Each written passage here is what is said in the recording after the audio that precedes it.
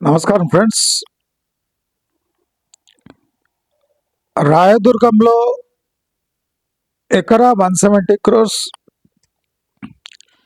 ఏ రోజు పోయిందో ఆ రోజే నియోపోలిస్ యొక్క రేటు ఆటోమేటిక్గా మనం ఎస్టిమేట్ వేయగలిగాం. ఎందుకంటే రాయదుర్గంలో డెవలప్మెంట్స్ ఏముందో అప్పుడు ఏముందో నియోపోలిస్ని ఒక ప్రభుత్వం టార్గెట్ చేసి అక్కడ డెవలప్మెంట్స్ అన్నీ పూర్తి చేసి దాన్ని హ్యాండ్ ఓవర్ చేయడం, అవి 100 కోట్లకు పోవడం. రాయదుర్గం తనంతకు తానే డెవలప్ అయిన ఏరియా అది 170 కోట్ల పైచిలుకు పోవడం కాస్త ఆశ్చర్యానికి గురి చేసింది. రాయదుర్గం రిగ్డ్ అని మనకు అర్థమైన రాయదుర్గంలో 170 క్రోర్స్ ప్లస్ పోయినందుకు నియోపోలిస్ ఇమేజ్ మెయింటైన్ చేయాలన్నా, దాని దరిదాపులన్నా నియోపోలిస్ ఆక్షన్ పోవాలి. అయితే నియోపోలిస్ రిజర్వ్ ప్రైజ్ 99 కోట్లు పెట్టడం మన ఛానల్ ఆనాడే అప్రాక్సిమేట్ ప్రైస్ గెస్ చేసి చెప్పేసినాం మనం. అయితే ఇప్పుడు 137 క్రోర్స్కి ఈ ల్యాండ్ పోయింది. మనం గమనించవలసిన ఒక విషయం ఉంది. సామాన్యుడికి ఈ వెస్ట్ హైదరాబాదులో ఎస్పెషలీ ఈ నియోపోలిస్, రాయదుర్గము ఫైనాన్షియల్ డిస్ట్రిక్ట్ ఈ ల్యాండ్ ప్రైజెస్తో ఏ సంబంధం లేదు. ఎందుకు లేదు అంటున్నా అంటే, ఇతర హెచ్ఎండి ఆక్షన్స్ ఫెయిల్ అవుతున్నాయి. అంటే ఇప్పుడు బిడ్డర్స్ వస్తలేరు. అది సామాన్యుడికి చెందిన ఏరియా భూమి. ఈ నియోపోలిస్ కానివ్వండి, ఈ ఫైనాన్షియల్ డిస్ట్రిక్ట్, నార్సింగి, ఈ రాయదుర్గం, ఇవన్నీ out of bound for ordinary home buyer. Home బయర్కి ల్యాండ్ ప్రైజెస్తో ఏ సంబంధం లేదు. హోమ్ బయర్ ఎప్పుడు ఎంటర్ అవుతాడు అంటే, ఈ ల్యాండ్స్ పై ఫ్లాట్స్ కట్టినాక ప్రీమియం చెల్లించడానికి ఒక హోమ్ బయర్ ఎంటర్ అవుతాడు ఈ ఏరియాలో. అంతవరకు హోమ్ బయర్కి ఈ ఏరియాలో 100 గజాలు కొనడం కూడా ఒక పెద్ద రిస్కే. ఆ 100 గజాలు కూడా ఉండవు. కాబట్టి నార్మల్ ఇన్వెస్టర్కి ఈ జరుగుతున్న తంతుకు అసలు సంబంధం లేదు అని నేను ఎన్నో వీడియోలో చెప్పిన. అయితే ఈ 137 క్రోర్స్ ఆక్షన్ ప్రాక్టికలీ ఎలా జరిగి ఉంటుంది ఇప్పుడు చూడండి. ఇప్పుడు పొలిటికల్ ప్లస్ ఎకనామిక్ ఫ్యాక్టర్స్ దాన్ని ఫ్యాక్టర్ చేసుకుంటే, ఇప్పుడు గ్లోబల్ సమిట్ జరుగుతుంది in so called future city. మీరు ఫ్యూచర్ సిటీ ఆ ఏరియా చూస్తే ప్రభుత్వము ప్రాపర్గా రోడ్స్ వేయడానికి బడ్జెట్ కూడా లేని దుస్థితి. అలా ఉంది ఆ ఏరియా. డెవలప్మెంట్కి నోచుకోలేదు, కేవలం నామకరణం జరిగింది. మీరు గమనిస్తే అక్కడ local real estate plot owners తప్ప ఈ ఏరియాకు ఎవడు రావడానికి రెడీగా లేడు, పోలేడు కూడా. ఎందుకంటే పబ్లిక్ ట్రాన్స్పోర్టేషన్ సిస్టమ్ అనేది లేదు. ఓఆర్ఆర్ పైనే లేదు అంటే ఇంకా ఈ ఆచారం, నంది వనపర్తి ఇక్కడంతా ఇదంతా ఇంటర్నల్ ఏరియాస్. లోపల పోతే దాహం అయితే ఒక వాటర్ బాటిల్ కూడా దొరకదు. ఇది ఫ్యూచర్ సిటీ. అయితే దీనికి ప్యారలల్గా జూబ్లీ హిల్స్, బంజారా హిల్స్ కూడా కొండ ప్రాంతాలు ఉండే. ఇప్పుడు చూడండి, హైటెక్ సిటీని చంద్రబాబు నాయుడు డెవలప్ చేసిండు అంటే అప్పుడున్న conditions, political conditions, awareness, software అంటే ఎవరికి తెలియదు. సాఫ్ట్వేర్ వస్తుందా అనుకున్న టైంలో బిల్ గేట్స్ రావడము అదో పెద్ద చరిత్ర. కొండలు గుట్టలు ఉన్న ప్రాంతాన్ని బిల్ గేట్స్కి చూపించి, ఫర్ ఎగ్జాంపుల్ బిల్ గేట్స్కి మన నల్గొండ హైవే చూపించింటే ఆయన అక్కడనే పెడుతుండే. సింపుల్ చెప్తున్నా నేను, అంటే పొలిటికల్ గిమిక్స్ వల్ల ఈరోజు కొండలు గుట్టలు ఒక చుక్క నీళ్లు లేని చోట అందరినీ కుక్కుతున్నారు అక్కడ. ఇది చంద్రబాబు నాయుడు అచీవ్మెంట్ అంటాడు. ఇది చంద్రబాబు నాయుడు అత్యుత్సాహం ప్లస్ కుట్ర. ఇది తాను ముందే కొన్న భూముల దగ్గర హైటెక్ సిటీ అనేది నిర్మించడం ఒక కుట్ర. ఇప్పుడు నల్గొండ హైవేకి వస్తే మస్తు నీళ్లు, మస్తు ఏరియా, గవర్నమెంట్ ల్యాండ్స్. ఇప్పుడు మనం చూస్తున్నాం ఈ ఫ్యూచర్ సిటీ అప్పుడు కూడా ఉండే కదా. ఫ్యూచర్ సిటీ గవర్నమెంట్ ల్యాండ్స్ అప్పుడే ఉండే. అంటే ఇప్పుడు ఫ్యూచర్ సిటీ అనేది కొత్తది రాలేదు. ఫ్యూచర్ సిటీ ల్యాండ్స్, గవర్నమెంట్ భూములు, ఈ లావణి పట్టా భూములు ప్లస్ అసైన్ ల్యాండ్స్ ఎప్పటి నుంచో ఉన్నాయి. అప్పుడు బిల్ గేట్స్కి ఈ ల్యాండ్ ఎందుకు చూపించలేదు అంటే అది పొలిటికల్ మెనూవరింగ్. అది ఒక చుక్క నీటి లేని చోట ఇప్పుడు లక్షల కొద్ది జనావాసాలను కుక్కుతున్నారు అంటే you see the political game. అలాగే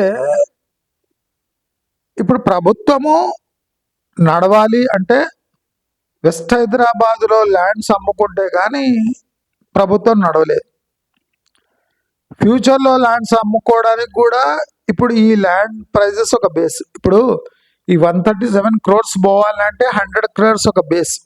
అది కాకుండా రాయదుర్గం అనేది 170 crores పోయినందుకు నియోపోలిస్ 130+ పోకపోతే ఇమేజ్ ప్రాబ్లం.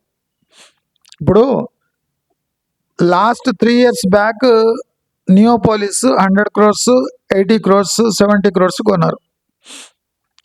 ఇప్పుడు అది 137 crores పోయింది. మీరు అబ్జర్వ్ చేయండి, ఎవరైనా ప్రైవేట్ ల్యాండ్ హోల్డర్స్ ఇక్కడ అవే ఎకరం అమ్మితే ఎవడైనా 137 crores బిడ్ చేస్తాడా? చేయడు. ఇప్పుడు చాలా ఉంటాయి కదా ల్యాండ్స్. 111 పైన చాలా ల్యాండ్స్ ఉంటాయి. అక్కడ ఎవడైనా 130 కోట్లు 140 కోట్లు పెడతాడా? పెట్టాడు. ప్రైవేట్ ఆక్షన్లో ఈ ప్రైజ్ రాదు. ఎక్కడ గవర్నమెంట్ ఇంటర్వెన్షన్ ఉంటుందో, గవర్నమెంట్ సపోర్ట్ ఉంటుందో అక్కడ మాత్రమే ఇలాంటి ప్రైజెస్ చూస్తాం. మనకు కావాల్సింది బాచుపల్లిలో, ఇంకా శివారు ప్రాంతాల్లో ప్రభుత్వ ప్లాట్స్లకు బిడ్స్ కూడా వస్తలేవు. That is the real situation of real estate. రాయదుర్గంలో ఎవడని అమ్ముతాడు? నియోపోలిస్ ఆల్రెడీ డెవలప్ అయిన ఏరియాలో ఎవడైనా అమ్ముతాడు. అదే పెద్ద కథ కాదు. మీరు ఇవే రోడ్స్ ఇతర హెచ్ఎండిఏ ఆక్షన్ ప్రాపర్టీస్లో వేస్తే పోతున్నాయా? పోవు. మరి ఈ స్కైకి అందుతున్న రేట్లు 137 crore. నేను ఒకటి ఎగ్జాంపుల్ చెప్తా. 100 కోట్లు 3 years బ్యాక్ నియోపోలిస్లో సేల్ అయింది. ఇప్పుడు 130 crores. అది గవర్నమెంట్ ప్రెషర్ వల్ల 137 crores వచ్చినాయి. అంటే యావరేజ్ రిటర్న్ చూసుకుంటే పర్ ఇయర్ రిటర్న్ 10%. 100 కోట్లు అమ్మిన వాడు ఇవాళ 130 కోట్లకు అమ్మేసుకోవచ్చు. అంటే 3 ఏళ్లలో 30% లాభం వచ్చింది. అంటే పర్ ఇయర్ 10% వచ్చింది. అదే ఫిక్స్డ్ డిపాజిట్లు వేస్తే 7% వస్తుంది. అంటే ఫిక్స్డ్ డిపాజిట్ కన్నా 3% ఎక్కువ వచ్చింది. బుర్రున్నోడు ఇంత ప్రశాంతంగా ఆలోచిస్తాడు. 100 కోట్లు ఎఫ్డీలో వేస్తే పర్ ఇయర్ 7% వస్తుంది. ఇక్కడ పర్ ఇయర్ 10% వచ్చింది. అది గవర్నమెంట్ ఇంటర్వెన్షన్ వల్ల, హైప్ వల్ల, రిగ్గింగ్ వల్ల. అది గాలికి ఇడిచేస్తే ఆ రేటు కూడా రాదు. మనం ఒకటి యాక్సెప్ట్ చేసుకోవాలి, రిగ్గింగ్ కానివ్వండి, ఏమైనా కానివ్వండి, ఆర్టిఫిషియల్ పంపింగ్ కానివ్వండి, 170 crore రాయదుర్గం పోయినా సామాన్య ప్రజలకు ఏం ఒరిగింది లేదు. వాళ్ళ ప్లాట్ రేట్లు పెరుగుతలేవు, వాళ్ళ ఫ్లాట్ రేట్లు పెరుగుతూనే ఉన్నాయి. అంటే ఫ్లాట్ కొనే వాళ్లకు అందుబాటులో లేకుండా పోతున్నాయి. మిడిల్ క్లాస్కి దెబ్బ. ల్యాండ్ రేట్స్ పెరుగుతున్నాయంటే ఫ్లాట్ కాస్ట్లీ అయితేనే అర్థం. సింపుల్ ఎకనామిక్స్, ఇదేం పెద్ద దిమాగ్ ఖరాబ్ చేసుకునే పనే లేదు దీంట్లో. రెండోది, మనం ఇటుదికి వస్తే 137 నియోపాలిస్కి తప్పదు. రాయదుర్గం అనేది ఆశ్చర్యం, నియోపాలిస్ అనేది తథ్యం. సో నియోపాలిస్లో 130 crores ప్లస్ రాకపోతే రాయదుర్గంలో 170 ఎందుకు అనేది ప్రశ్న బలపడుతుంది. కాబట్టి రాయదుర్గంలో రేట్లు ఉండాలంటే నియోపాలిస్ పెరగవలసిందే. ఇది ఒక కంపల్షన్. అయితే దీనివల్ల 1000 కోట్లు 1200 కోట్లు ప్రభుత్వానికి వచ్చినాయి. ప్రభుత్వం వచ్చిన డబ్బుతో ఏం చేస్తుంది? మనం చూస్తే ప్రభుత్వం పెద్ద డైలమాలు ఉంది. ఇప్పుడు ఫ్యూచర్ సిటీని అమ్మాలి అంటే ఫస్ట్ అక్కడ ఉన్న భూములన్నీ ఎవరికొకరికి దానం చేయాలి. ఇదంతా క్విడ్ ప్రోకో కింద వస్తుంది. ఎందుకంటే ఇప్పటి వరకే గ్రీన్ ఫార్మా కోసం 50 ఎకరాలు వితౌట్ టెండర్ పిలవకుండా, వితౌట్ ప్రాపర్ నోటిఫికేషన్ ఇవ్వకుండా 5 కంపెనీలకు 50 ఎకరాలు కట్టడం క్విడ్ ప్రోకో. వీళ్లకు దానం చేయడానికి మీకు హక్కు ఏముంది, రీజన్ ఏముంది? ప్రభుత్వ ల్యాండ్స్ మీరు వాళ్లకు ఎంప్లాయ్మెంట్ ఇస్తారని ఒక నెపంతో వాళ్లకు దానం చేసే హక్కు మీకు ఎవరిచ్చారు? అనౌన్స్మెంట్ చేసి ఇప్పుడు దాదాపు 1 year గడుస్తున్నా ల్యాండ్స్ హ్యాండ్ ఓవర్ కాలేదు. అంటే ఐదర్ ఆ ఫార్మా కంపెనీ వాళ్ళు అక్కడ పెట్టడం వాళ్ళకి ఇష్టం లేదు, లేదా మీరు ఫోర్స్ఫుల్లీ వాళ్ళకు ఆ 50 ఎకరాలు కట్టబెట్టాడు. ఇప్పుడు ఆ కట్టబెట్టిన 50 ఎకరాల్లో వాళ్ళు ఆ గ్రీన్ ఫార్మా పెట్టడానికి జంకుతున్నారు. మీరు గమనించాలి, pharma city was a government decision. చాలా మంది యూట్యూబ్లో వచ్చి వాగుతుంటారు కుక్కలు వాగినట్టు. నాకు కోపం వస్తుంది అంటుంటారు. కోపం కాదు, ఒక్కసారి అగ్రిమెంట్ చేసుకున్నాక అది రద్దు కాదు అని కొంత వింత విధవాలు చెప్తున్నారు మన యూట్యూబ్ ఛానల్ వచ్చి. ఇది ప్రభుత్వాలు కాదు, గవర్నమెంట్ సైన్ చేస్తున్న డాక్యుమెంటు. పొలిటికల్ పార్టీతో సంబంధం లేదట.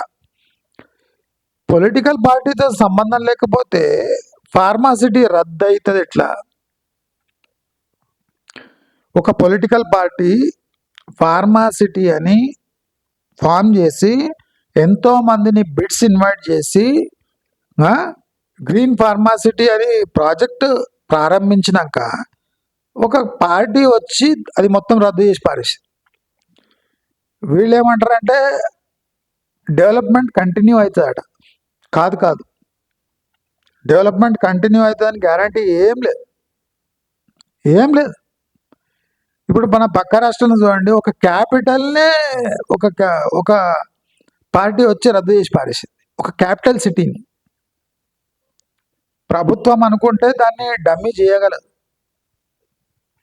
ఇప్పుడు ఫార్మా సిటీ ఉన్నప్పుడు ఒక 100 ఫార్మా ఇండస్ట్రీలకు అలొకేట్ చేసిన భూమి అనుకుంటే రెగ్యులేషన్స్ పెంచి స్ట్రిక్ట్ చేసి ఆ ఫార్మా సిటీకి ఇచ్చిన 100 కంపెనీలకు ఇచ్చిన భూములు ఒక్క దెబ్బలు లాక్కునే హక్కు ప్రభుత్వాలకు ఉంది. ఆ టెక్నిక్ కూడా తెలుసు. కాబట్టి ఇప్పుడు జరిగిన 137 crore యాక్షన్ పెద్ద సర్ప్రైజింగ్ ఫ్యాక్టర్ ఏం కాదు. ఫ్యాక్టర్ ఏమంటే, what is the real factor అంటే, వందలాది వేలాది సాఫ్ట్వేర్ జాబ్స్ పోతున్నాయి. అది కాకుండా జనరల్ లే ఆఫ్స్, ఇప్పుడు కొత్త లేబర్ లా వచ్చినాక అయితే ఇంకా లే ఆఫ్స్ ఎక్కువ అవుతాయి. జాబ్స్ దొరకడం కష్టం. 100 రెగ్యులేషన్స్ ఉన్న జాబ్ని ఇవ్వడు అంత ఈజీగా ఇవ్వడు. అది కాకుండా సాలరీ హైక్స్ ఇచ్చి ప్రజల్ని పెట్టుకునే టైం ఇది కాదు. లే ఆఫ్ టైమ్స్ ఇవి. లే ఆఫ్ టైంలో మినిమం వేజ్, హెల్త్ చెకప్లు అని ముదనష్టపు ఐడియాలు తేవటం మన భారత ప్రభుత్వానికి చెందింది. క్రైసిస్ టైంలో అసలు రెగ్యులేషన్స్ లూజ్ చేయాలి, so that people get employment. మనవాళ్ళు ఏం చేసిందంటే కఠినతరం చేసిండ్రు జాబ్ దొరకడం. అది జాబ్ పీకేయడం ఈజీ చేసేసిండ్రు. అంటే ప్రో ఇండస్ట్రీనే కానీ ఆ ఇండస్ట్రీకి ఒక్కొక్క 2 రెగ్యులేషన్స్ ఫాలో చేస్తే ఇండస్ట్రీసే నడవవు. సో ఇలాంటి క్రిటికల్ టైంలో ఎవడు ఆ 137 crores బిడ్ చేసిండో వాడిని దేవుడు రక్షించాలి. ఆ రాయదుర్గంలో 170 crores పెట్టినోడు కూడా దేవుడు రక్షించాలి. వీడు 130 crores రికవర్ చేయడం పెద్ద పని కాదు. 170 crores రాయదుర్గంలో రికవర్ చేయడం కూడా పెద్ద పని కాదు. పని ఏమంటే, how much you are making on this project in a given time. ఇప్పుడు నియోపోలిస్ ల్యాండ్స్ అక్వైర్ చేసుకొని 3 ఏళ్ళు అవుతుంది. నియోపోలిస్లో టోటల్ సేల్స్ ఎంత, ఏ ప్రైస్కి అమ్మినరు. అయితే ఇప్పుడు వాళ్ళ ల్యాండ్ ప్రైస్కి కన్స్ట్రక్షన్ కాస్ట్ని రికవర్ చేయడం ఈజీ. బట్ ప్రీమియం వీళ్ళు ఏం కోట్ చేస్తుండ్రో అది వీళ్ళకి వస్తుందా లేదా. That shows the real face of Hyderabad real estate. ఇది అంత ఆషామాషిగా క్యాల్కులేట్ చేయొద్దు.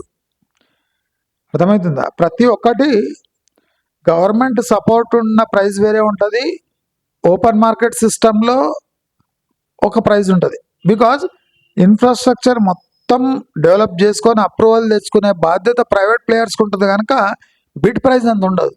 ఇక్కడ readymade government bids, government roads, government development, government sanctions ఉంటాయి కనుక వీళ్ళు కొద్దిగా ఎక్స్ట్రా పే చేస్తున్నారు. అంటే సేఫ్టీ ప్లస్ ఇన్ఫ్రాస్ట్రక్చర్ ఒక ప్రాబ్లం కాదు కనుక ఇది 137 crores పోతుంది. అంటే tomorrow it will become normal. But what about whole city? City చుట్టుముట్టు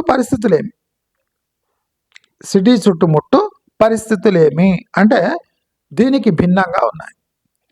కాబట్టి అందరూ ఒకటి గుర్తుపెట్టుకోవాలి, ఇలాంటి హైపులు ప్రభుత్వానికి రైతు బంధుల కోసం డబ్బులు సమకూర్చుకోవడానికి ఈ హైకులు ఇవన్నీ పనికొస్తాయి. ఇదే దూకుడు ఫ్యూచర్ సిటీలో ఇప్పుడు 1000 ఎకరాలు అవైలబుల్ ఉన్నాయి కదా, 30,000 acres. ఈ 30,000 acresలో ఒక 1,000 acres ఈ కోకాపేటకు పోయిన దాంట్లో ఒక 50% లేదా 30%కి అమ్మి చూపించమనండి. కోకాపేట రేట్లకు 30%లో ఫ్యూచర్ సిటీలో అమ్మి చూపండి. ఇక్కడ కూడా గవర్నమెంట్ ప్రోద్బలం ఉంది కదా. What is the difference between Kokapet and future city అంటే future city lands are far superior than Kokapet. Water availability, proximity to highway, Bengaluru highway, proximity to ring road, proximity to airport future city. అయితే future సిటీలో minimum 30 crores పోవచ్చు కదా, 30 to 50 crores పోవాలి కదా acre. ఇప్పుడు 30,000 acres ఉంది, అమ్మి పారేయండి. మొత్తం బిడ్స్ పెట్టి అమ్మి పారేయండి. నేను ప్రాక్టికల్ చెప్తున్నా. కోకాపేటు రాళ్ళు రప్పాలు ఉన్న భూమి, అక్కడ కన్స్ట్రక్షన్ కాస్ట్ ఎక్కువ అవుతుంది. అక్కడ 137 కోట్లు పోతే ఫ్యూచర్ సిటీలో at least 40 to 50 crores per acre పోవాలి. పోతాయా? పోవు. ఎందుకు పోవు? ప్రాబ్లం ఏముంది? ఫ్యూచర్ సిటీలో నీళ్లు ఉంది, గవర్నమెంట్ శాంక్షన్స్ ఉన్నాయి, గవర్నమెంట్ రోడ్స్ ఉన్నాయి, proximity to ring road, proximity to highway, proximity to airport. 15 minutes airport చేరే ప్లేస్ అది. అట్లీస్ట్ తుక్కుగూడలన్నా 50 crores పోవన్నా. తుక్కుగూడ 50 crores పోవచ్చు. ఎందుకంటే ఇప్పుడు తుక్కుగూడ నుంచి ORR పట్టుకుంటే మనం 1/2 an hourలో హైటెక్ సిటీకి చేరొచ్చు. ఇప్పుడు కోకాపేటలో 137 crores పెట్టే కన్నా ఇక్కడ ఎకరా 50 కోట్లు పెట్టండి, పోవాలి కదా ప్రాక్టికలీ. అర్ధ గంటలో మనం హైటెక్ సిటీ చేరుకోవచ్చు రింగ్ రోడ్ పట్టుకుంటే. అదే కదా గవర్నమెంట్ చెప్పింది. ఓఆర్ఆర్ పని ఏమంటే ఎక్కడైనా అర్ధ గంటలో చేరుకోవచ్చు ఓఆర్ఆర్ పట్టుకుంటే. మరి ఓఆర్ఆర్ పట్టుకొని తుక్కుగూడ నుంచి మనం వెళ్ళిపోవచ్చు కదా. మరి ఇక్కడ 50 కోట్లు ఎందుకు పోతలేవు? ఎందుకంటే పోవు. ఎందుకంటే ఇదంతా రిగ్డ్ థింగ్ కనుక ఇవన్నీ ప్రజలకు చూపియాలి. ఇదంతా స్టార్ట్ చేసింది కేటీఆర్. అంటే ఇటువంటి అంటే షో పుటప్, అక్కడ ఏం లేకపోయినా దాన్ని ఒక హైప్ చేసి చూపించి ఇది డెవలప్మెంట్కి నిదర్శనం అని చూపించే ప్రయత్నంలో కేటీఆర్ ఫెయిల్ అయ్యి ఇంట్లో కూర్చున్నాడు. పార్టీ ఇంట్లో కూర్చుంది, అధినేత ఫామ్ హౌస్లో వండుకున్నాడు. ఇదే cut copy paste Revanth Reddy try చేస్తుంటే నేను ఒకటే ప్రశ్నిస్తున్నా. కోకాపేట 137 crores పోతే తుక్కుగూడలో 50 కోట్లు పోవాలి, ఇక్కడ ఈజీగా పోవాలి. ఎందుకు పోతలేదు? నేను చెప్పిన తుక్కుగూడ ఎక్కడెక్కడ ఉంది, ఎయిర్పోర్టు, రేపు హెల్త్ సిటీ వస్తుంది, రేపు క్రికెట్ స్టేడియం వస్తుంది, రేపు గాల్ఫ్ కోర్స్ వస్తుంది, విల్లా కమ్యూనిటీస్ ఉన్నాయి, రేపు ఫ్యూచర్ సిటీ అక్కడనే వస్తుంది, 12 వరుసల రహదారి ఆంధ్రాకి పోతుంది, ఎలివేటెడ్ కారిడార్ శ్రీశైలం పోతుంది, ఇంకో కారిడార్ నంద్యాలను పోతుంది. మరి ఇన్ని హంగులున్న తుక్కుగూడలో 50 కోట్లు పర్ ఎకర్ ఎందుకు పోతలేదు? ఇప్పుడు గవర్నమెంట్ దగ్గర ఉన్న 30,000 ఎకరాలు అమ్ముకుంటూ పోతే ఒక కాంగ్రెస్ ప్రభుత్వం ఇంకొక 20 years వరకు ఉండొచ్చు ఆ పైసలతోని వాడుకొని. మరి అక్కడ ఎందుకు డెవలప్మెంట్ అయితే లేదు? మళ్ళీ హెలికాప్టర్లు దిగినా, ప్లేన్లో దిగినా, లేదా ఫైటర్ జెట్లో పోయి దిగినా అక్కడ డెవలప్మెంట్ ఎందుకు అయితే లేదు? రేవంత్ రెడ్డి దాన్ని ఏమంటారు, నా డ్రీము, నా దత్త పుత్రిక ఫ్యూచర్ సిటీ అని చెప్పుకున్నా ఎవడ పోతలేడు. ఎందుకంటే ఆల్రెడీ lakhs of crores ఈ వెస్ట్ హైదరాబాద్లో ట్రాప్ అయి ఉన్నాయి. ఏ బిల్డరు అక్కడ ఒక బిల్డింగ్ కట్టడానికి కూడా రెడీగా లేడు ఫ్యూచర్ సిటీలో. అంటే ఇలాంటి విభేదాలున్న చోట రియల్ ఎస్టేట్ ప్రాస్పర్ అవుతుంది అంటే మనం అందరం ఆలోచించుకోవాల్సిన విషయం. కామన్ పర్సన్ అయితే పట్టించుకొనే వద్దు. కామన్ పర్సన్ ఏం పట్టించుకోవాలి?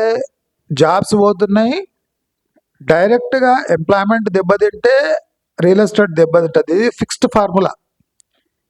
ఈ విధవలు చెప్పేది, ఈ హైప్ ఇచ్చేది వీళ్ళంతా వాళ్ళ పొలిటికల్ ప్లస్ ఎకనామిక్ కంపల్షన్స్ అని.